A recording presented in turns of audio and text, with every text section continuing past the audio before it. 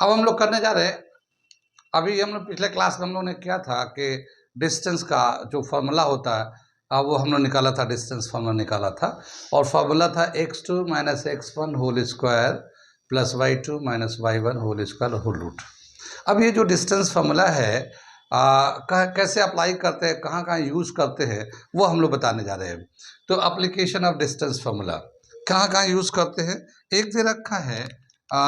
सबसे पहले हम लोग ट्रायंगल को आइडेंटिफाई करते हैं, आइडेंटिफाई द ट्रायंगल, ठीक है ना। ट्रायंगल को आइडेंटिफाई करने के लिए क्या कि ये जो ट्रायंगल है ये इक्विलेटरल है, आइसोसेलेस है, स्केलन है, ये किस तरह का ट्रायंगल है, तो उसके कोऑर्डिनेट दिए रहते हैं, उसको हम लोग आइडेंटिफाई करना होता है। तो उसको हम लोग डिस्टेंस फार्मूला से कर सकते हैं या करते हैं। तो ये हमारा पहला एक एप्लीकेशन दे रखा है। दूसरा जो दे रखा है, ठीक है, आइडेंटिफाई द क्वाड्रिलेटरल, ठीक है ना। क्वाड्रिलेटरल को आइडेंटिफाई करते हैं। जैसे क्वाड्रिलेटरल में हम लोग के पास है जो कॉमन जो इसमें पूछा जाता है वो है parallelogram, rectangle, square and rhombus. ये चार क्वाड्रिलेटरल है जिसको अक्सर कोऑर्डिनेट दे के पूछते हैं कि ये जो चार वर्टिसेस के कोऑर्डिनेट हैं उसके हेल्प से बताइए कि ये क्वाड्रिलेटरल कौन सा क्वाड्रिलेटरल है। तो वहाँ पे हम लोग डिस्टेंस फार्मूला यूज़ करते हैं। तो अब हम लोग एक एक करके कैसे हम लोग आइडेंटिफाई करेंगे ट्रायंगल को और कैसे क्वाड्रिलेटरल को, ये हम लोग डिस्टेंस फार्मूला को यूज़ करके बताने जा रहे हैं, ठीक है। तो हम लोग चलते हैं, इसको समझ में आ गया। पहले हम लोग ट्रायंगल को लेते हैं, बाद में क्वाड्रिलेटरल करते रहेंगे, ठीक है। अब हम लोग देखते हैं इसको क्या दे रखा है। एक वर्टिस ये दे रखा है ए, इसका कोऑर्डिनेट है x1 y1। एक दूसरा वर्टिस दे रखा है b x2 y2, ये दे रखा है ये, और एक तीसरा वर्टिस दे रखा है ये c x3 y3, ठीक है ना। अब हमें इनको तीनों पॉइंट को ज्वाइन कर देते हैं और ये हमें एक ट्रायंगल बन जाता है इस तरह से, ठीक। अब ये जो ट्रायंगल बन गया, इस ट्रायंगल को बताना है कि ये कौन सा ट्रायंगल है, इक्विलेटरल है, आइसोसेलेस है, स्केलन है। ये तो हम लोग जानते हैं, तीनों साइड अगर इक्वल आता है तो इक्विलेटरल हो जाता है, दो साइड इक्वल आते हैं तो आइसोसेलेस हो जाता है, और अलग अलग तीनों साइड होते हैं तो स्केलन ट्रायंगल होते हैं, ठीक है। तो हम लोग पहले डिस्टेंस निकालेंगे। कैसे निकालेंगे डिस्टेंस? ए बी का लेंथ निकालते हैं, ठीक है। ए बी का लेंथ निकालते हैं। A B is equal to कैसे निकालेंगे हम लोग, लेंथ ऑफ ए बी, ये x1 y1 है, ये x2 y2 है, तो ये x2 minus x1 whole square, y2 minus y1 whole square whole root, ये हमारा आ जाएगा लेंथ ऑफ ए बी, इस वाले साइड का लेंथ आ जाएगा। ऐसे ही अगर हम लोग बी सी निकालना चाहते हैं तो x3, ये देखो बी का कोऑर्डिनेट है x2 y2 और c का x3 y3, तो इसमें से इसको माइनस कर लेते हैं। तो x3 minus x2 whole square, y3 minus y2 whole square whole root, ये आ गया बी सी का कोऑर्डिनेट और बी सी का लेंथ आ गया। ऐसे ही अगर ए सी का लेंथ निकालते हैं, ए सी का, तो क्या आ जाएगा हमारा x3 minus x1 whole square plus y3 minus y1 whole square whole root, ये हमारा ए सी का लेंथ हो गया। अब जो लेंथ आएगा, इसको जो वैल्यू आएगा उस वैल्यू को हम लोग देखेंगे कि क्या अगर इस तरह से आ रहा है, if A B is equal to B C is equal to A C, अगर तीनों साइड इक्वल आएगा तो हम लोग क्या कहेंगे, ये इक्विलेटरल ट्रायंगल है, इक्विलेटरल है ये, ठीक है। ये तो पहला हो गया। इसी तरह से हम लोग दूसरा करने जा रहे हैं। If A B is not equal to B C is not equal to A C then it is scalene triangle, scalene triangle, ठीक है। और तीसरा दे रखा है, if A B is equal to A C और A B is equal to B C और A C is equal to B C, अगर तीनों में से कोई भी आता है तो ये क्या हो जाएगा, आइसोसेलेस ट्रायंगल, आइसोसेलेस ट्रायंगल, ठीक है ना। यानी ये इसके बराबर हो सकता है, या फिर ये इसके बराबर हो या ये इसके बराबर, दो कोई भी साइड, दो साइड कोई भी बड़ा इक्वल आ जाएगा तो ये हमारा आइसोसेलेस ट्रायंगल कहलाने लगता है। तो इस तरह से हम लोग डिस्टेंस फॉर्मूला से ट्रायंगल को आइडेंटिफाई कर लेते हैं कि ये ट्रायंगल कौन सा है। लेकिन कंपटीशन में अक्सर इस तरह से आते हैं, लेकिन स्केलर ट्रायंगल या आइसोसेलेस ट्रायंगल में आमतौर पे क्या देखा गया है कि जैसे मान लो एक ट्रायंगल है जिसके साइड है 3, 4, 5, एक ट्रायंगल है जिसके साइड है 3, 4, 5, लेकिन ये स्केलर ट्रायंगल हो गया, तीनों अलग अलग लेंथ है। लेकिन ये जो है पाइथागोरस थ्योरम को भी फॉलो करता है, यानी एक राइट एंगल ट्रायंगल बनाएगा, राइट एंगल, क्योंकि ये 3, 4 होगा, ये 3 है, ये 4 है, ये 5 है, ये पाइथागोरस थ्योरम को फॉलो करता है। तो क्या देखा गया स्केलर ट्रायंगल में और आइसोसेलेस ट्रायंगल में मोस्ट ऑफ द टाइम वो राइट एंगल ट्रायंगल भी होते हैं। तो जब भी कभी इस तरह का क्वेश्चन आता है आपको ट्रायंगल को आइडेंटिफाई करने का, तो इक्विलेटरल है तो फिर कोई बात ही नहीं है, लेकिन अगर आइसोसेलेस या स्केलर ट्रायंगल है तो एक बार ये चेक कर ले कि ये राइट एंगल ट्रायंगल तो नहीं है, क्योंकि मोस्ट ऑफ द टाइम जो क्वेश्चन अब तक पूछा गया है कहीं पे भी वो ये पूछा गया है स्केलर दिया है वो राइट एंगल ट्रायंगल भी है। तो इस राइट एंगल ट्रायंगल का चॉइस उसमें होता है ना, इक्विलेटरल ट्रायंगल है, आइसोसेलेस ट्रायंगल है, स्केलर ट्रायंगल है, और उसमें दे रखा राइट एंगल ट्रायंगल भी है, स्केलर राइट ट्रायंगल भी है। तो जो राइट एंगल ट्रायंगल होगा वो ज़्यादा सुइटेबल चॉइस होगा, स्केलर तो ही है मगर राइट एंगल ज़्यादा सुइटेबल चॉइस है। तो इस तरह से आप स्केलर लगा के आएंगे मगर वो राइट एंगल ट्रायंगल भी है, आप उसे छोड़ देंगे तो वो आपका एरर हो जाएगा। वो बाकी ठीक है कि आपने तीनों साइड निकाल दिया है, लेकिन बिल्कुल सही निकाला स्केलर, लेकिन राइट एंगल ट्रायंगल भी चेक करना ज़रूरी हो जाता है। तो ध्यान रखिएगा जब भी कभी इस तरह का है स्केलर ट्रायंगल आइसोसेलेस ट्रायंगल होगा तो राइट एंगल ट्रायंगल ज़रूर चेक करें अगर उसका क्वेश्चन करेक्ट आंसर लगाना है तो ये था हमारा application to identify the triangle. कहाँ तक समझ में आया ये? आगे चले, इसका दूसरा जो एप्लीकेशन है क्वाड्रिलेटरल को आइडेंटिफाई करने के लिए वो मैं कराता हूँ। ठीक है, नोट कर लीजिए इसे। ठीक है, अभी हम लोगों ने किया था आइडेंटिफाई किया था ट्रायंगल को, अब हम लोग चलते हैं आइडेंटिफाई करते हैं क्वाड्रिलेटरल को। तो कैसे यूज़ करेंगे क्वाड्रिलेटरल के लिए, मैं एक क्वाड्रिलेटरल बनाता हूँ फिर इसके बाद बताते हैं।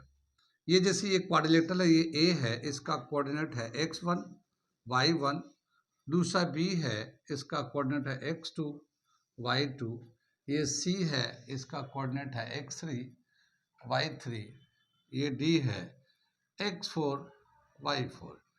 ये कोऑर्डिनेट दे रखा चारों वर्टिसेस का क्वाड्रिलेटरल का।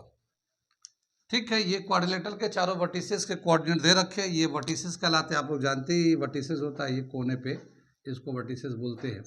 अब हम लोग अगर ए बी का लेंथ निकालना चाहते हैं तो ए बी का लेंथ कैसे निकालेंगे, ये इसका कोऑर्डिनेट ए का x1 y1 है, x2 y2 है, तो ये आ जाएगा x2 minus x1 whole square plus y2 minus y1 whole square whole root, ये हमारा ए बी का लेंथ हो जाएगा।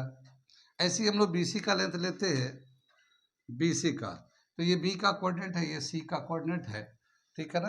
तो x3 minus x2 whole square y3 minus y2 whole square whole root, B C का हो गया। अब सी डी का निकालते हैं, सी डी का कोऑर्डिनेट हो जाएगा, सी का x3 y3 या डी का x4 y4 है, तो x4 minus x3 whole square y4 minus y3 whole square whole root, ये सी डी का लेंथ हो जाएगा। और डी ए का लेंथ लेंगे तो डी ए आ जाएगा ये इस तरह से x4 minus x1 whole square plus y4 minus y1 whole square whole root, ये हमारा इस तरह से डी ए का लेंथ आ गया। यहाँ तक समझ में आ गया हम लोग का, चारों साइड का लेंथ निकाल लेंगे डिस्टेंस फॉर्मूला से। अगर हम लोग चारों साइड मान लो इक्वल आ जाता है, चारों साइड इक्वल आ जाता है, तो ये क्या होगा, अगर हम लोग यहाँ पे लिखते हैं, पहला जो है पैरेललोग्राम है, पैरेललोग्राम, दूसरा है ये, दूसरा है रेक्टेंगल है, रेक्टेंगल है, तीसरा जो है स्क्वायर है, और चौथा जो है ये हमारा डी जो है रोम्बस है।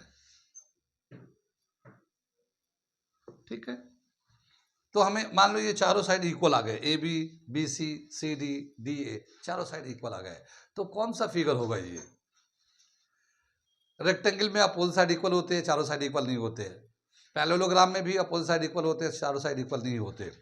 स्क्वायर में चारों साइड इक्वल होते हैं, रोम्बस में चारों साइड इक्वल होते हैं।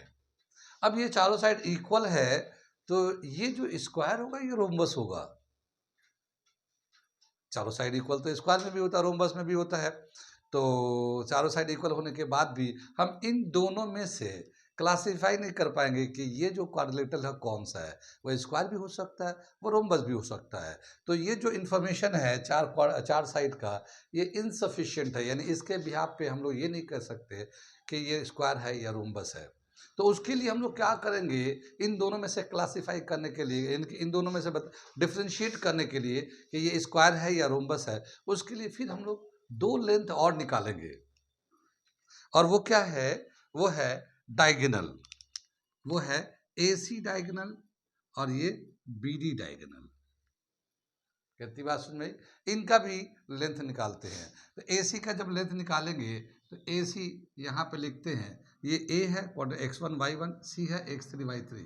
तो x3 minus x1 whole square plus y3 minus y1 whole square whole root. ठीक है ना? एक तो ये हो जाएगा और ये हो जाएगा। BD अगर लेते हैं तो ये x2 y2 है, x4 y4 है। तो x4 minus x2 whole square plus y4 minus y2 minus y2 whole square whole root. अब ये दो डायगोनल निकल गए। अब देखिए हमने दोनों डायगोनल निकाल दिया, AC एंड BD दोनों डायगोनल निकाल लिया। अगर ये दोनों डायगोनल इक्वल हो, ऐसा हो सकता है दोनों डायगोनल इक्वल हो, तो स्क्वायर होगा, क्योंकि स्क्वायर में चारों साइड इक्वल होती है और दोनों डायगोनल भी इक्वल होते हैं। ठीक।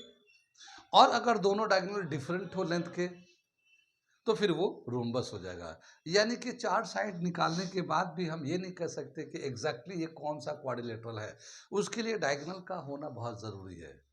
ठीक है, कितनी बात समझ में? तो इस डायगोनल को निकाल के फिर हम बताएंगे। या फिर हम लोग ऐसा कर सकते हैं कि इसको उल्टा ले चलते हैं। क्या करते हैं, पहले हम लोग डायगोनल निकालते हैं, पहले हम लोग डायगोनल निकालते हैं। अगर दोनों डायगोनल इक्वल हो जाता है तो कौन सा फिगर हो सकता है? देखो पैरेललोग्राम का हम फिगर हम बना देते हैं, ये ऐसे फिगर होता है। ठीक है ना? ये पैरेललोग्राम होता है और इसमें जो डायगोनल है इक्वल नहीं होते, यानी कि AC is not equal to BD। ये डायगोनल बड़े इक्वल नहीं होते, BD के बराबर नहीं है। रेक्टेंगल में ऐसा बनता है हमारा रेक्टेंगल। ठीक है ना? 90 का एंगल होता है, ये एक डायगोनल है और ये डायगोनल है, तो इसमें AC and BD, AC is equal to BD, है ना, रेक्टेंगल में। इसी तरह से हम लोग स्क्वायर ले लेते हैं, स्क्वायर में डायगोनल इक्वल होते हैं। इसमें AC जो है इक्वल है BD के स्क्वायर में, ये स्क्वायर है, ये स्क्वायर के सामने ही बनाया इसको। और ये रोम्बस सबसे नीचे बना देते हैं हम, ये इस तरह से रोम्बस बना लेते हैं। तो ये ABCD, और इसमें जो ना AC जो है इक्वल नहीं होता BD के रोम्बस में। ठीक है, फिगर समझ में आ रही है? तो क्या देखते हैं, अगर हम लोग पहले डायगोनल निकालें, अगर दोनों डायगोनल इक्वल आता है तो फिर या तो ये रेक्टेंगल होगा या स्क्वायर होगा। फिर ये दोनों नहीं हो सकता, पैरेललोग्राम नहीं हो सकता, रोम्बस नहीं हो सकता, क्योंकि डायगोनल इक्वल है। या अगर दोनों डायगोनल इक्वल नहीं है तो फिर या तो रोम्बस होगा या फिर ये पैरेललोग्राम होगा, रेक्टेंगल और स्क्वायर नहीं हो सकता। ठीक है, तो हम लोग डायगोनल से अगर करते हैं तो कैसे करेंगे, ये वाला नोट कर लिया आप लोगों ने, इसे नोट कर लिए, फिर मैं डायगोनल से बताता हूँ। ये एक हम लोग देखते हैं, if AC is equal to BD, यानी कि डायगोनल इक्वल है, तो जो फिगर होगा वो या तो रेक्टेंगल होगा, जो क्वाड्रिलेटरल होगा वो या तो रेक्टेंगल होगा और स्क्वायर होगा। ठीक है ना?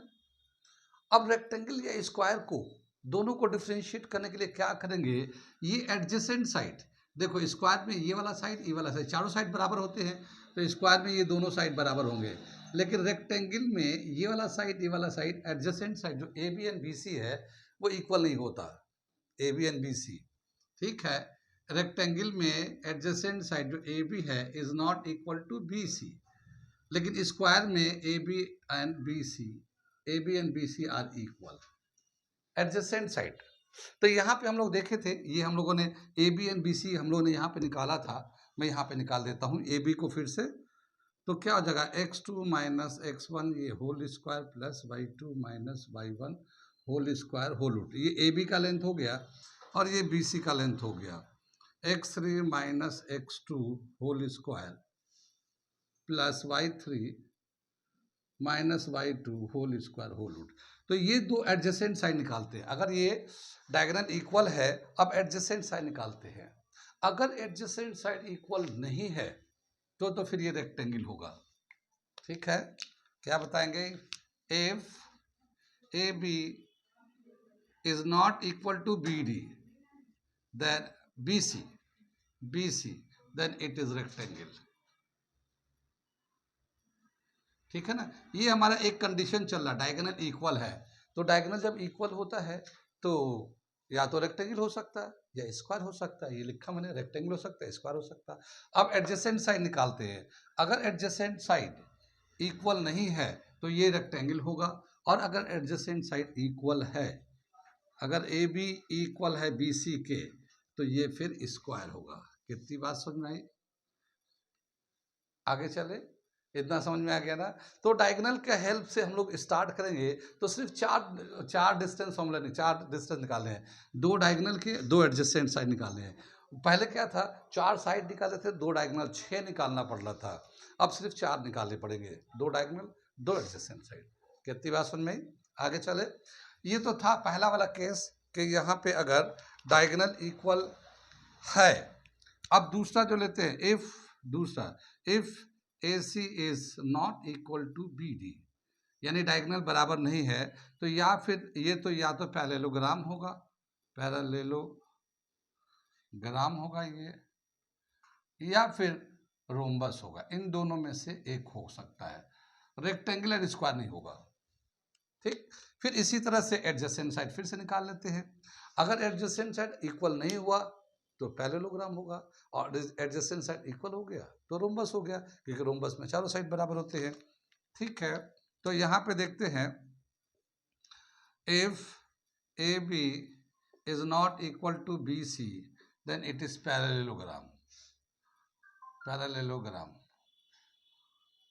ठीक है। और बी दूसरा पार्ट दे रखा है, if A B is equal to B C then it is rhombus. कितनी बात समझ में आई। तो ये था बेसिक कंसेप्ट, जो डिस्टेंस फॉर्मूला का यूज करके हम लोग क्वाड्रिलेटरल को आइडेंटिफाई कर सकते हैं, ट्रायंगल को आइडेंटिफाई कर। क्वाड्रिलेटरल में सबसे पहले क्या निकालेंगे, अब अगर कंपटीशन में आपको निकालना तो सबसे पहले क्या निकालेंगे, डायगोनल निकालेंगे। डायगोनल निकालते ही ये 4 में से 2 फिगर बचेगा, 2 हट जाएगा, क्योंकि डायगोनल इक्वल हो गया तो फिर रेक्टेंगल स्क्वायर में से कोई एक है। फिर 2 एडजेसेंट साइड निकाल लीजिए, ठीक है। अगर इक्वल है, डायगोनल इक्वल है, 2 एडजेसेंट साइड भी इक्वल है तो स्क्वायर है, और डायगोनल इक्वल है, एडजेसेंट इक्वल नहीं है तो फिर वो रेक्टेंगल है। और या तो फिर डायगोनल डिफरेंट हो, अलग अलग हो, तो फिर वो रेक्टेंगल स्क्वायर नहीं होगा, पैरेललोग्राम रोम्बस हो सकता है।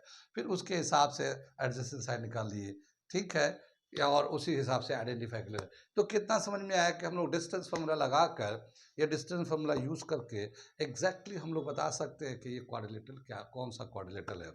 अब ये कि बेसिक कैलकुलेशन आपको तो याद रखना पड़ेगा कि वैल्यू कैसे डालेंगे, कैलकुलेशन कैसे करेंगे। हाई स्कूल पास है तो जाहिर है आपको तो बेसिक कैलकुलेशन, एग्जाम बोर्ड के एग्जाम के लिए भी कोऑर्डिनेट ज्योमेट्री पढ़ा होगा, लेकिन ये जो बेसिक है थोड़ा सा इसको आइडेंटिफाई करने लिए कैसे करेंगे, इसमें इस तरह से आपको करना है, ठीक है। तो ये था हमारा एप्लीकेशन ऑफ डिस्टेंस फार्मूला। अगले वीडियो में हम अगला बताते हैं। अगर आपको ये वीडियो अच्छा लग रहा है, समझ में आ रहा है, तो आप हमारे चैनल को सब्सक्राइब करें, ताकि मैं आपको अच्छे से अच्छा वीडियो शॉर्ट में अच्छा कंसेप्चुअल और इम्पॉर्टेंट क्वेश्चन का भी वीडियो बनाता रहूं और आपके कंपटीशन में एग्जामिनेशन में बहुत फ़ायदा करेगा। हमारे पास बहुत सारे शॉर्ट मेथड है, वो मैं एक एक करके उस पर यूज़ करता रहूँगा, बताता रहूँगा। जैसे इसमें भी आपने जो भी पढ़ा होगा अपने स्कूल से, जो भी कंसेप्ट आपके पास होगा, अब इसको आप पढ़ेंगे तो बहुत सारे बच्चों को इस तरह की बातें पता नहीं है। ऐसा मैं नहीं कहता कि सबको नहीं होगा, मगर कुछ ऐसे टीचर भी हैं जो अपने बच्चों को इस तरह से बताते हैं, लेकिन खासकर बहुत सारे बच्चों को ये पता नहीं है कैसे क्या किया जाए। तो ऐसे ही अगर आप चाहते हैं सिंप्लीफाइड और इजी तरीके से कोई चीज़ बताया जाए या समझाया जाए या समझ में आए, तो उसके लिए हमारे चैनल को सब्सक्राइब करें और हमारे चैनल को शेयर भी करें अपने दोस्तों के ग्रुप में, ठीक है।